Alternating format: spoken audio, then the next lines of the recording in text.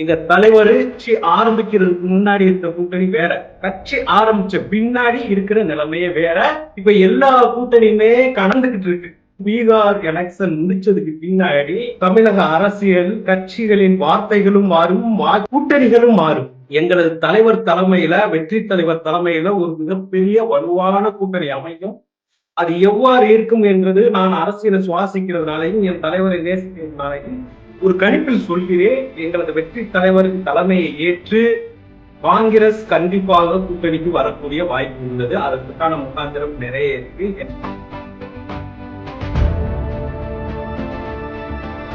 எங்க தலைவருக்கும் ராகுல் காந்தி அவர்களுக்கும் உண்டான புரிதல் ஒரு ரொம்ப இணக்கமான புரிதல். அது கிட்டத்தட்ட 30 ஆண்டு கால 20 ஆண்டு கால ஒரு கம்யூனிகேஷன் தொடர்பு.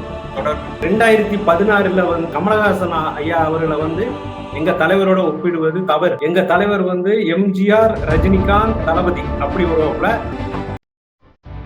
திராவிட வெற்று மாடல் விளம்பர ஆட்சியை அகற்றி ஒரு நேர்மையான வெளிப்படையான ஒரு ஆட்சி அமைக்கணுங்கிற எண்ணம் பெருவாரியான மகளிர்கள்ட்ட திராவிட மாயை தமிழ்நாட்டில் அகற்றணும். அதுக்கு சரியான ஆளு தளபதி வெற்றி தலைவர் தான் அப்படிங்கிறது இருக்கு. அந்த முதல் எலெக்ஷன்ல எங்க தலைவர் சிஎம் ஆகுவார். அது எந்த மாற்றம்?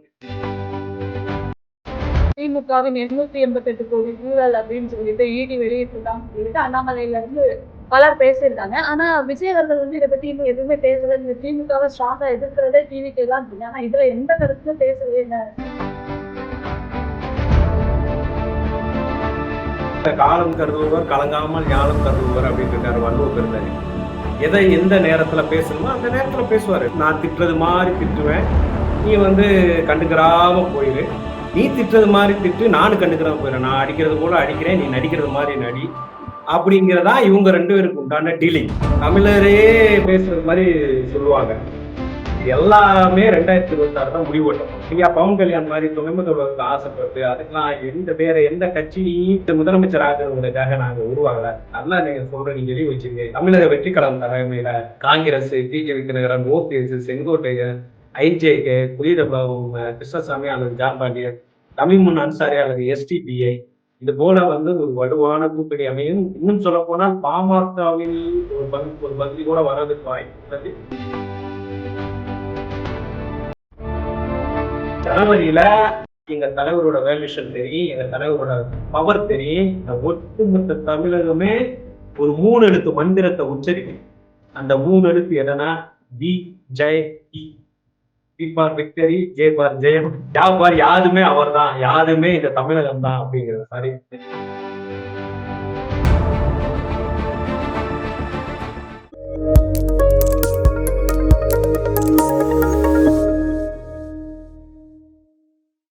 மக்கள் செய்திகள் நேயர்களுக்கு வணக்கம். இன்று நம்முடன் நேர்காணலில் இணைந்திருப்பவர் அரசியல் செயல்பாட்டாளரும் தாவேக ஆதரவாளருமான வாகை குணசேகரன் அவர்கள். வணக்கம் சார். வணக்கம். தமிழ்நாட்டில் நிறைய பிரச்சனைகள் போயிட்டு இருக்கு. அதன் இடையில ரொம்ப பெரிய பேசு பொருளா இருக்கிறது விஜய் சார் தான். விஜய் சார் இன்னும் வாய் திறக்கல. டிவிக்கு யாரோட கூட்டணி வைக்க போறாங்க?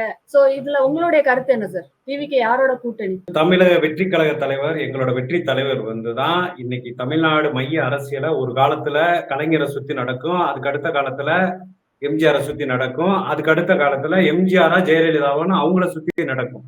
இன்றைய டேட்ல எங்க தலைவர் கட்சி ஆரம்பிச்சு அவர் பிரச்சாரத்துக்கு வந்த நாள் முதல், அதாவது 2வது மாநில மாநாடு கூட்ட பின்னாடியே ஒவ்வொரு நிகழ்வுமே எங்க தலைவரை சுத்தி தான் நடக்குது. ஒவ்வொரு அசைவுமே எங்க தலைவர் சுத்தி தான் நடக்குது. இன்னைக்கு எடப்பாடி பழனிசாமி போடுற பிரச்சாரம் வேல்யூஷன் இல்ல. முதலமைச்சர் பண்ற விளம்பர மாடல், வெற்று விளம்பர மாடல் ஒன்னும் வேல்யூஷன் இல்ல. ஒட்டுமொத்த தமிழக மக்களின் வேல்யூவா இருக்கிறதே எங்க தலைவர் தான். அது ஒரு பாயிண்ட் நீங்க வச்சீங்க. அடுத்து கூட்டணி எப்படி அமையும் கேக்குறீங்க. எங்க தலைவர் கட்சி, அதாவது இந்த கட்சி ஆரம்பிக்கிறதுக்கு முன்னாடி இருந்த கூட்டணி வேற, கட்சி ஆரம்பிச்ச பின்னாடி இருக்கிற நிலைமையே வேற. இப்ப எல்லா கூட்டணியுமே கணந்துகிட்டு இருக்கு. அது உங்களுக்கு டிசம்பர், அதாவது பீகார் எலெக்ஷன் முடிச்சதுக்கு பின்னாடி இங்க தமிழக அரசியல் கட்சிகளின் வார்த்தைகளும் மாறும், வாக்கியங்களும் மாறும், கூட்டணிகளும் மாறும். எங்களது தலைவர் தலைமையில, வெற்றி தலைவர் தலைமையில ஒரு மிகப்பெரிய வலுவான கூட்டணி அமையும். அது எவ்வாறு இருக்கும் என்றது நான் அரசியலை சுவாசிக்கிறதுனாலையும் என் தலைவரை நேசிக்கிறதுனாலையும் ஒரு கணிப்பில் சொல்கிறேன். எங்களது வெற்றி தலைவரின் தலைமையை ஏற்று காங்கிரஸ் கண்டிப்பாக கூட்டணிக்கு வரக்கூடிய வாய்ப்பு உள்ளது. அதற்குண்டான முகாந்திரம் நிறைய இருக்கு. ஏன்னா புதுச்சேரி, கேரளா என தெலுங்கானா, கர்நாடகா என 4 மாநிலங்களிலும் எங்களது தலைவருக்கு வந்து மிகப்பெரிய ஃபேன் வேல்யூஷன் இருக்கு. அங்கே மக்கள் செல்வாக்கு இருக்கு. தமிழர்களின் வாக்கை திரட்டி காங்கிரஸை வெற்றியில் அமர்த்தக்கூடிய ஒரு அரியணையில் அமர்த்தக்கூடிய ஒரு வல்லமை உள்ள கரிஸ்மாட்டிக்கான தலைவர் எங்க வெற்றி தலைவர். அதனால கண்டிப்பா காங்கிரஸ் வருவாங்க. அடுத்து சிபிஎம் கூட வர்றதுக்கு நிறைய வாய்ப்பு இருக்கு. அவங்க இப்ப நேத்து கூட ஒரு எம்பி வந்து சொல்லிட்டு நம்மை விட்டு போகவே செய்யாதுன்னு துணை முதல்வர் வந்து ரொம்ப ஸ்ட்ராங்கா சொல்லியிருக்காரு சார். அப்படி சொல்ல வைக்கிற அளவுக்கு எங்க தலைவரோட வேல்யூஷன் வந்து உங்களுக்கு புரிஞ்சிருக்கும். கையை நம்ம விட்டு போகாது அப்படின்னு ஒரு கல்யாண நிகழ்ச்சியில முதல்வரும் வந்து நாங்க வந்து அண்ணன் தம்பி மாதிரி அதையுமே அவர் என்ன பண்றாரு, காங்கிரஸ வந்து ஆங்கிலத்துல பிக் பிரதர்ன்னு சொல்றாரு. பெரியண்ணன் மனப்பான்மையோட நாங்க அதிகாரத்துலதான் நாங்க இருப்போம், நீங்க வந்து எங்களை வந்து உருவாக்குறதோட முடிச்சு அப்படிங்கிற மாதிரிதான் சொல்றாரு. நீங்க டிசம்பருக்கு அப்புறம் பாருங்க, கை அவங்ககிட்ட இருக்கா, 2 பேரும் அண்ணன் தம்பி உறவா அப்படிங்கிறது டிசம்பருக்கு அப்புறம் தெரியும். ஏன்னா எங்க தலைவருக்கும் ராகுல் காந்திஜி அவர்களுக்கும் உண்டான புரிதல் வந்து ஒரு ரொம்ப இணக்கமான புரிதல். அது கிட்டத்தட்ட 30 ஆண்டு கால 20 ஆண்டு கால ஒரு கம்யூனிகேஷன் உள்ள ஒரு தொடர்பு. இங்க வந்து 1967ல திராவிட இயக்கங்களால பழிவாங்கப்பட்ட காங்கிரஸ் வந்து இன்னைக்கு புத்துயிர் பெறுறதுக்கு ஒரு மிகப்பெரிய வாய்ப்பு வந்திருக்கு. நாம வந்து பார்லிமெண்ட் எலெக்ஷன் டயத்துல அப்ப எப்படி பார்ப்போம், இது ஒரு சோதனை முயற்சியாவோ அல்லது காங்கிரஸை வளர்க்கும் முயற்சியாவோ நம்ம வந்து ஒரு குறிப்பிடத்தக்க ஒரு எம்எல்ஏ சீட் வாங்கி கூட்டணி ஆட்சியில இடம் பிடிக்கக்கூடிய ஒரு வரலாறு நம்ம திரும்ப கொண்டு வரணும் அப்படிங்கிறதுக்காக காங்கிரஸ் உறுதியா எங்கள்கிட்ட வரும். அடுத்து வந்து டிடிவி தினகரன் ஏற்கனவே பகிரங்கமாவே எங்க தலைமையில ஒரு கூட்டணி வரும் வேற சொல்லிட்டு இருக்காரு. மரியாதைக்குரிய ஐயா ஓபிஎஸ் அவர்கள் வருவாப்புல, ஐயா செங்கோட்டையன் அவர்கள் வருவாப்புல, அல்லது தமிமுன் அன்சாரி, அல்லது வந்து ஏன்னா தமிமுன் அன்சாரி எல்லாம் நாகப்பட்டினத்துக்கு கண்டிப்பா கேட்பாரு. அங்க விசிகா வந்து ஆலூர் ஷானவாஸ் இருக்கிறதுனால இங்க கிடைக்க வாய்ப்பு இல்லை. இறுதி நேரத்துல அவர் வந்து கலட்டி விடலாம், இறுதி நேரத்துல இங்க வரலாம். நிறைய ஐஜேகே பாரிவேந்தர் வருவாப்புல, ஐயா புதியதமிழம் டாக்டர் கிருஷ்ணசாமி வருவாப்புல. ஸோ ஒரு வலுவான கூட்டணி தமிழ்நாட்டில் உள்ள 234 தொகுதிகளையும் வெற்றி பெறக்கூடிய வாய்ப்புள்ள ஒரு கூட்டணியை வந்து எங்க வெற்றி தலைவர் வந்து அறிவிப்பாரு. இதை இன்னைக்கு சொல்லல, எங்க தலைவர் வந்து எல்லாருக்குமான தலைவர் அண்ணல் அம்பேத்கர் நூல் வெளியீட்டு விழாவிலேயே எங்களது தலைவர் வந்து இந்த திராவிட வெற்றி விளம்பர மாடல் ஆட்சிக்கு வந்து எச்சரிக்கை பண்ணி அன்னைக்கே அடிச்சிட்டாரு. நீங்க 200 தொகுதியை இருமா போட வெல்லுவோங்கிற கூட்டணி கணக்கோட இருக்கீங்க, உங்க கூட்டணி கணக்கை தவிடி பொடியாக்கி உங்களை என்ன பண்றேன்னு பாருங்கன்னு அன்னைக்கே சொல்லிட்டாரு. நான் அதை வச்சு என் தலைவர் மேல உள்ள ஒரு அந்த அசம்சனை வச்சு நான் இந்த மாதிரி எல்லாம் கூட்டணி அமைய வாய்ப்பு இருக்கு. குறைஞ்சது 150 இருந்து 170 தொகுதி வந்து வெற்றி பெறுவாங்க. அதிகப்படியாக 200 தொகுதி கூட ஜெயிக்க தமிழக வெற்றி கழக தலைமையிலான இது இருக்கு. ஒட்டுமொத்த பெண்களின் ஆதரவு இருக்கு, அரசு ஊழியர்களின் ஆதரவு இருக்கு, தொழிலாளர்கள், போக்குவரத்து ஊழியர்கள், மருத்துவ எலெக்ஷன் கூட என்ன எதிர்கொள்ளலாம். ஆனா எல்லாரோட ஆதரவு இருக்குன்னு நீங்க எப்படி சொல்ல முடியுது? ஏன்னா கமலஹாசன் சாருக்கும் இதே அளவு கூட்டம் கூட்டினாங்க, ஆனா அரசியல்ல அவரால் எதையுமே சாதிக்க முடியல அப்படிங்கிற ஒரு பேச்சுதான் இன்னைக்கும் வருது. சோ இன்னும் ஒரு எலெக்ஷனை கூட எதிர்நோக்காமல் எப்படி நீங்க வந்து எல்லார் ஆதரவும் எங்களுக்கு இருக்குன்னு பேசுறீங்க? என்ன நம்பிக்கையில? இன்னைக்கு தமிழகத்துல நிர்வாக திறமையுள்ள முதல்வர்கள் இல்ல. இன்னைக்கு ஆட்சி நடத்துறதே அதிகாரிகள் நடத்திக்கிட்டு இருக்காங்க, அலங்கோல காட்சி நடத்திக்கிட்டு இருக்காங்க. இன்னைக்கு இங்க தமிழ்நாட்டுல ஒரு வெற்றிடம் இருக்கு. நீங்க 2016ல வந்து உங்களுக்கு வந்து நீங்க கமலஹாசன் ஐயா அவர்களை வந்து எங்க தலைவரோட ஒப்பிடுவது தவறு. எங்க தலைவர் வந்து எம்ஜிஆர், ரஜினிகாந்த், தளபதி அப்படி வருவாப்புல. கமலஹாசன் வந்து சிவாஜி, கமலஹாசன் இந்த மாதிரி அடுத்த ரேஞ்சில் வருவாப்புல. ஸோ ஃபேன் வேல்யூல நான் சொல்றேன், ரசிகர் பட்டாளத்தை மட்டும் சொல்லல. இன்னைக்கு ஒவ்வொரு மனிதனுக்குள்ளேயுமே இந்த திராவிட வெற்று மாடல் விளம்பர ஆட்சியை அகற்றி ஒரு நேர்மையான வெளிப்படையான ஒரு ஆட்சி அமைக்கணுங்கிற எண்ணம் பெருவாரியான மகளிர்கள்ட்ட இருக்கு. நான் பேசுனத வரைக்கும் நான் சொல்றேன். பெண்கள் வந்து 50 வயது கீழே உள்ள பெண்கள் 20 இந்த முதல் தலைமுறை வாக்காளர்கள் வரை எங்களது வெற்றி தலைவரின் ஆட்சியை வந்து எதிர்நோக்கி காத்து கொண்டிருக்கிறார்கள். அதன் அடிப்படையிலே நான் சொல்லுகிறேன். ஆனால் கடந்த நீங்க சொன்ன கமலஹாசன், ஐயா கமலஹாசன் இது போன்றவர்களுக்கு வந்து இது போல மகளிர்களின் ஏகோபித்த ஆதரவு இல்லை. இதற்கு முன்பு வந்து மகளிர்களின் ஏகோபித்த ஆதரவு யாருக்கு இருந்தது என்றால் ஆமா, ஜெயலலிதா அவர்களுக்கு இருந்தது. ஜெயலலிதா அவர்களுக்கு இருந்ததுன்னா தமிழ்நாட்டை பொறுத்த வரைக்கும் நம்ம வந்து திமுக இல்லைன்னா அதிமுக கிட்ட தான் போவோம். எல்லாரும் சொல்லுவாங்க உலகத்திலேயே பெரிய கட்சி பாஜக. ஆனா பாஜகவே இங்க வர முடியாது. திமுக அதிமுகன்னு தான் நம்ம இன்னைக்கு வச்சிருக்கோம். நீங்க திடீர்னு ஒரு புதிய கட்சி வந்து அதெல்லாம் அடிச்சு நொறுக்கிட்டு வந்துரும் அப்படிங்கிறது தான் என்ன நம்பிக்கைன்னு கேக்குறேன். இல்லப்பா, அதுதான் வாகை சூடும் வரலாறு திரும்புகிறதுன்னு நாங்க எங்க தலைவரே சொல்றாரு. நீங்க 1967யும் 77யும் நீங்க எடுத்துக்கிறோம். 1967 கூட வந்து மொழிப்போர் போராட்டம் கிட்டத்தட்ட 54ல இருந்து அவங்க வந்து ஒரு 15 சீட்டு 54 சீட்டு அடுத்து வந்து அவங்க ஆட்சியை பிடிச்சாங்கன்னு வச்சுங்க. 77ல நீங்க 72ல ஐயா எம்ஜிஆர் அவர்கள் வந்து கட்சி ஆரம்பிச்சாரு. 77ல வந்து ஆட்சியை பிடிச்சாரு. அன்னைக்கு வந்து எப்படி என்ன சினாரியோ நடந்தா அதான் இப்ப நடக்கும். ஏன்னு சொன்னா அன்னைக்கு வந்து காங்கிரஸ் வந்து 2ஆ பிரிஞ்சிருந்துச்சு. அன்னைக்கு ஸ்தாபன காங்கிரஸ் காமராஜர் தலைமையில பிரிஞ்சுச்சு. அப்ப திமுகவுக்கு நேர் எதிரியான எதிரி யாரும் இல்ல. சோ அதனால புரட்சி தலைவர் எம்ஜிஆர் அவர்களை ஏத்துக்கிட்டு மக்கள் ஆதரிச்சாங்க. 2வது அன்னைக்கு வந்து ஊழல் பட்டியலை வந்து ஆளுநர்கிட்ட போய் எம்ஜிஆர் கொடுத்தாரு. இந்த ஆட்சியினோட அவல நிலையில திரைப்படம் மூலமாகவும் பொதுமக்கள் மூலமாகவும் பறைசாற்றினாரு. அதனால மக்கள் வெகுண்டு எழுந்து வந்து எம்ஜிஆரை ஏத்துக்கிட்டாங்க. இன்னைக்கு அதே காட்சி வந்து அந்த வாகை சூடும் வரலாறு வந்து 1970 வரலாறு திரும்புது. இன்னைக்கு அதிமுக நாளா உடைஞ்சு கிடக்கு. ஒரு ஸ்டாண்டர்டான எதிர்கட்சி கிடையாது. அப்போ மக்கள்ல வந்து தெரிஞ்ச தெரியாத பூதத்தை விட தெரிஞ்ச பேய மேலுன்னு தான் இப்ப திமுக வந்து ஆட்சிக்கு வந்து பிசாசே மேலுன்னு தான் திமுக ஆட்சிக்கு வந்திருக்கு. சோ இன்றைக்குள்ள சூழ்நிலையில ஒரு 200 300 கோடி சம்பளத்தை தூக்கி விட்டு எறிஞ்சிட்டு தனக்கு இவ்வளவு பேர் எடுத்து கொடுத்த ஒரு தமிழக மக்களுக்கு வந்து நல்லது செய்யணுங்கிற எண்ணத்துல ஒரு ஆட்சி நடத்த வர்றாரு. அப்ப ஆட்சி நடந்த அந்த மாதிரி ஒரு தமிழ் மகனை ஒரு அழகிய தமிழ் மகனை நம்ம வீட்டு பிள்ளையா ஏத்துக்குருவோம் அப்படிங்கிற மனநிலையில அலையொலி நிறுவனத்துல வேலை பார்க்கிறேன். நான் பொதுமக்களா இருக்கேன். நான் கட்சி சார்ந்தெல்லாம் பேசல. யதார்த்த மனநிலையை பேசுகிறேன். எல்லா மனிதர்களுக்குள்ளேயும் ஒரு ஃபயர் இருக்கு. ஒரு ஆட்சி மாற்றத்தை கொண்டு வரணும், ஒரு புது ஆள்கிட்ட கொடுக்கணும், இந்த திராவிட மாயை இந்த தமிழ்நாட்டுல இருந்து அகற்றணும். அதுக்கு சரியான ஆளு தளபதி வெற்றி தலைவர் தான் அப்படிங்கிறது இருக்கு. நான் அதன் அடிப்படையில தான் சொல்றேன். வந்த எலெக்ஷன்ல எங்க தலைவர் சிஎம் ஆகுவாரு. அதுல எந்த மாற்றமும் கிடையாது. இன்னும் கட்சியில வந்து சரியான பொறுப்பாளர்கள் நியமிக்கல.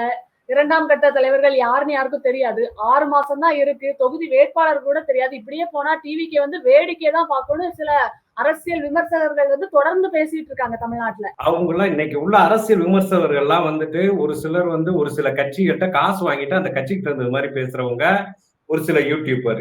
இன்னொன்னு வந்து எந்த யூடியூப் சேனலுக்கு போறோமோ அந்த யூடியூப் சேனல் வந்து எந்த கட்சி சார்ந்ததுன்னு பார்த்துட்டு அதுக்கு தகுந்தது மாதிரி அடிச்சு விடுற ஒரு அரசியல் விமர்சகர்கள் இருக்காங்க. நான் அரசியல் விமர்சகர்கள் பேச்சைகள்லாம் நான் வந்து பெருசா எடுக்கிறது இல்ல.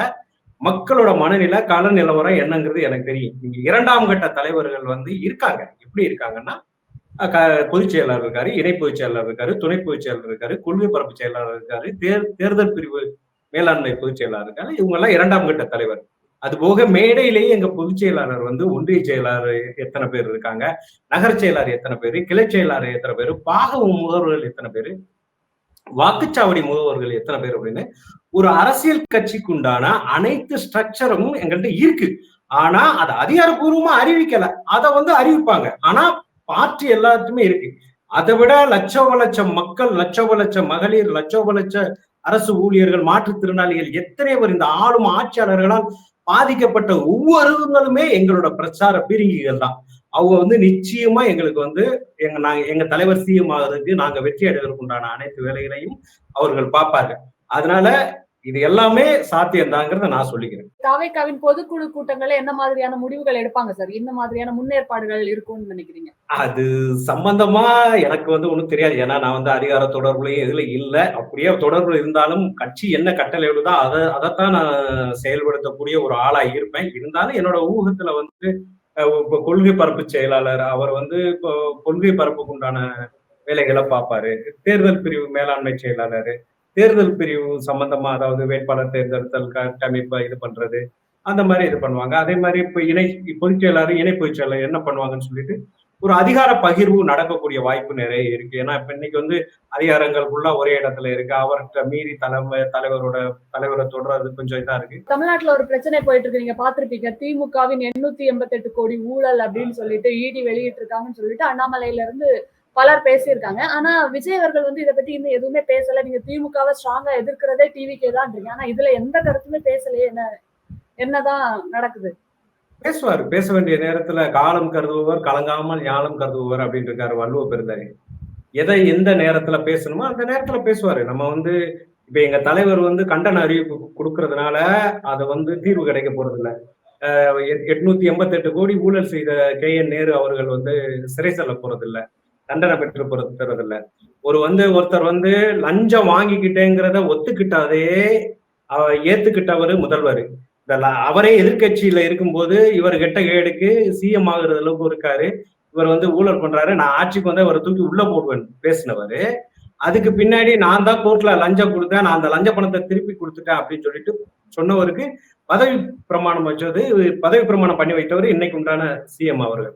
அந்த மாதிரி ஆட்சிகள்லாம் இருக்கு. இன்னைக்கு வந்து அமைப்பு ரீதியாவே நிறைய மாற்ற வேண்டியது இருக்கு, சட்ட ரீதியாவே நிறைய மாற்ற வேண்டியது இருக்கு. கே.என். நேரு அவர்கள் வந்து இந்த மாதிரி பண்ணதா இடி தான் வழக்கு தொடர்ந்திருக்கு. இந்த இடி வந்து சட்டப்படி என்ன தண்டனை வருதோ இல்ல அவங்களுக்குள்ள இப்ப பிஜேபிக்கும் திமுகவுக்கும் நிறைய மறைமுக தொடர்பு இருக்கு. அது மூலமா எதுவும் காம்ப்ரமைஸ் ஆயிருக்காங்களா என்னங்கிறது தெரியாது. இன்னைக்குள்ள காலகட்டம் அப்படி இருக்கு. முந்த நாடுதான் ஐயா சிபி ராதாகிருஷ்ணன் அவர்களை வந்து டிஎம்கே டீம் போய் வச்சிருக்கு. சோ அவங்களுக்குள்ள ஏதாவது ஒரு ஒரு இது நடக்கும். இப்படி அரசியல்ல வந்து எல்லாமே ஒரு மியூச்சுவல் அண்டர்ஸ்டாண்ட்ல அவங்க 2 பேரும் ஓடிக்கிட்டு இருக்கு. தூய்மையான நேர்மையான அரசியலை வந்து தரப்போறது எங்க தலைவர் தான். அதுல எந்த மாற்றமும் கிடையாது. இந்த விஷயத்துல டிவிகே வந்து இன்னும் வாய் திறக்கல. இதே நேரம் சிறப்பு வாக்காளர் திருத்த பட்டியல் அந்த இத மசோதாவை எதிர்த்து திமுக நடத்த போற கூட்டத்துல டிவிகேல இருந்து ஆட்கள் வந்து சேர போறதா பேசிக்கிறாங்க.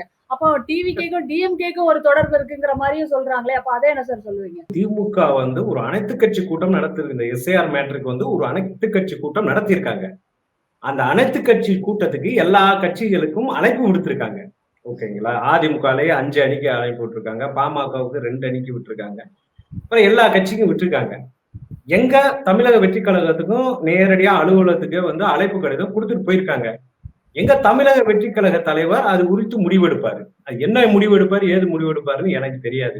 அடுத்த நிர்வாகிகளா ஒரு 20 பேர் போட்டிருக்காங்க அப்படிங்கிற மாதிரி எல்லாம் வருது. அது என்ன மாதிரியான முன்னேற்பாடுகளை செய்யும் சார் இன்னும் கட்சியில? கட்சியின் அன்றாட நிகழ்வுகளை கவனிப்பதற்கும், ஆலோசனை மேற்கொள்வதற்கும், நிர்வாக முடிவெடுப்பதற்கும் ஒரு நிர்வாக குழு வந்து அமைச்சிருக்காங்க. 28 பேர் கொண்ட ஒரு குழு அமைச்சிருக்காங்க. முதல் கூட்டம் போட்டிருக்காங்க. அதுல சில முடிவுகள்லாம் எடுத்திருக்காங்க. அந்த முடிவுகளை தலைவரின் மேற்பார்வைக்கு கொண்டு போயிருக்காங்க. அது குறித்து ஒவ்வொன்னா அது சம்பந்தமா அடுத்த பொதுக்குழு நடக்க போகுது. அடுத்த பொதுக்குழுல சில தீர்மானங்கள் நிறைவேற்றப்படலாம். அந்த தீர்மானத்தின் அடிப்படையிலே அதிகார பகிர்வின் அடிப்படையிலே நிர்வாக குழுவும் தீர்மானம் அந்த இது பொதுக்குழுவும் தேர்ந்தெடுத்த முடிவின் அடிப்படையில அடுத்தடுத்து பயணிக்கப்படும் அப்படிங்கிறதா நான் நினைக்கிறேன். நடிகர் அஜித்குமார் அவர்கள் வந்து ஒரு இன்டர்வியூல பேசியிருக்காங்க. கரூர்ல நடந்த விஷயத்துக்கு தனி மனிதரா விஜய் மட்டும் பொறுப்பு இல்ல, மக்களுக்கும் ரெஸ்பான்சிபிலிட்டி இருக்கு அப்படிங்கிற ஒரு கருத்து சொல்லியிருக்காரு. இது உங்கள் கருத்து என்ன சார்? அது உண்மைதான். அதாவது எங்க தலைவர் தான் எல்லாம் காரணம்னு சொல்லிட்டு சில தற்குறிகள், சிலர் காசு வாங்கிட்டு கூவுற கைக்குடிகள்லாம் வந்து இன்னைக்கு யூடியூபர்ங்கிற போர்வையில, அரசியல் கட்சி விமர்சகர்கள்ங்கிற போர்வையில, கட்சி தலைவருங்கிற போர்வையில, ஒருங்கிணைப்பாளர்ங்கிற போர்வையில கட்டுறாங்க. ஒரு நல்ல மனிதன் திரு ஐயா அஜித் அவர்கள் வந்து ஒரு தன் உழைப்பால உயர்ந்தவர். அவர் வந்து ஒரு ஆங்கில சேனலுக்கு வந்து பேட்டி கொடுக்கும்போது எல்லாருமே பொறுப்புன்னு இருக்காரு. அது உண்மைதான். எல்லாருமே நான் என்னன்னா ஒரு தமிழ் குடிமகன்கள் அனைவருமே பொறுப்பு அப்படிங்கிற மாதிரி சொல்லியிருக்காரு. மெயினா வந்து ஆட்சியாளர்களை வந்து அவர் சொல்லல. ஆட்சியாளர்களுமே அந்த வார்த்தைக்குள்ள வர்றாங்கன்னு கூட நான் நினைக்கிறேன். ஆளும் கட்சியினரும் சரி, அரசு காவல்துறையும் சரி, மின்சாரத்துறைங்கிறது எல்லா துறைகளுமே ஒரு அலட்சிய போக்குனால் நடந்தது மாதிரி சொல்ல வர்றாருங்கிறது எனக்கு தோணுது. அதை நான் வந்து வரவேற்கிறேன், வாழ்த்துறேன். நம்மளுடைய பிரதமர் திரு மோடி அவர்கள் வந்து பீகார்ல வந்து ஒரு கூட்டத்துல பேசியிருக்காங்க. அங்க வந்து அவர் சொன்னாரு, பீகார் மக்களை வந்து தமிழ்நாட்டுல திமுகவினர் வந்து தொடர்ந்து கஷ்டப்படுத்திட்டே இருக்காங்க அப்படின்னு பேசினாங்க. ஆனா இங்க வந்து திமுகவினரை தாண்டி தமிழர்களே அவர் சொன்னாரு, இனவு வெறியோட பேசியிருக்காரு அப்படின்னு சீமான் அவர்களாக இருக்கட்டும், தொடர்ந்து திமுகவினராக இருக்கட்டும் அப்படி பேசிட்டு இருக்காங்க. இதில் உங்கள் கருத்து என்ன சார்? எங்க தலைவரோட கருத்துலதான் நான் என்னைக்கு உறுதியா நிற்பேன். இந்த திமுகவும் பாரதிய ஜனதாவும் வந்து ஒரு ஒரு நான் திட்டுறது மாதிரி திட்டுவேன், நீ வந்து கண்டுக்கிறாம போயிரு. நீ திட்டுறது மாதிரி திட்டு, நானும் கண்டுக்கிறாம போயிடுறேன். நான் அடிக்கிறது போல அடிக்கிறேன், நீ நடிக்கிறது மாதிரி நடி அப்படிங்கிறதா இவங்க 2 பேருக்கு உண்டான டீலிங். இவங்க அவங்க அவர் என்ன பேசுவாரு, இந்த மாதிரி பேசுவாரு. உடனே இவர் வந்து ஒட்டுமொத்த தமிழரையே பேசுறது மாதிரி சொல்லுவாங்க. இது எல்லாமே 2026 முடிவு கட்டப்படும். இதுல வந்து பீகார்ல வந்து அவர் ஓட்டு வாங்குறதுக்காக அவர் வந்து வார்த்தை வித்தகர் மோடி ஐயா, ஒன்றிய பிரதமர் மோடி ஐயா அவர்கள் வந்து வாக்கு வாங்குறதுக்காக பீகாரிகள்கிட்ட ஒரு தமிழர்கள் வந்து என்னைக்குமே வட இந்தியர்கள்ட்ட தமிழ்நாடு மேல ஒரு எப்பவுமே ஒரு வெறுப்பு இருக்கும். அது இப்ப கொஞ்சம் குறையுது. அதை அங்க மோடி உண்டு பண்றாரு, மோடிஜி உண்டு பண்றாரு. திமுகவினர் இருந்தா எல்லாரும் தமிழர்கள் இல்லையே. அவரு வந்து சொன்னதோட அந்த அர்த்தம் வந்து இன்னைக்கு இந்தியா கூட்டணியில ஒருவேளை திமுக இருக்கிறதுனால சொல்லியிருப்பாரு. இந்தியா கூட்டணிய அகெனஸ்ட் பண்ணி பீகாரிகளோட ஓட்டு வாங்கணும் அப்படிங்கிறதுக்காக சொல்லியிருப்பாரு. இங்க வந்து இவங்க வந்து ஒட்டுமொத்த தமிழர்கள், ஏன்னா இவங்க எப்பவுமே அப்படித்தான். திமுகவுக்கு அதை வந்து கைவந்த கலை. நமக்கு வந்து அவங்கள சொல்லிட்டா உடனே அது தமிழர்ன்றுவாங்க. வேற எதுனா வந்து பாசிசம், இது சனாதனம் அப்படி இப்படின்னு கிளம்பிடுவாங்க. அதனால இவங்க 2 பேரும் ஒரு மறைமுக தொடர்பு கொண்டவங்க. பத்திரிகை துறை மூலமாகவும் அதானி அம்பானி மூலமாகவும் நீட்டா ஆட்சி நடத்திக்கிட்டு இருக்காங்க. எந்த தொய்வும் இல்லாம பாரதிய ஜனதாவும் திமுகவும் கூட்டணி, மறைமுக கூட்டணி போட்டுக்கிட்டு ஆட்சி பண்ணிட்டு இருக்காங்க. நேரடி கூட்டணி வந்து காங்கிரஸோட வச்சிருக்காங்க.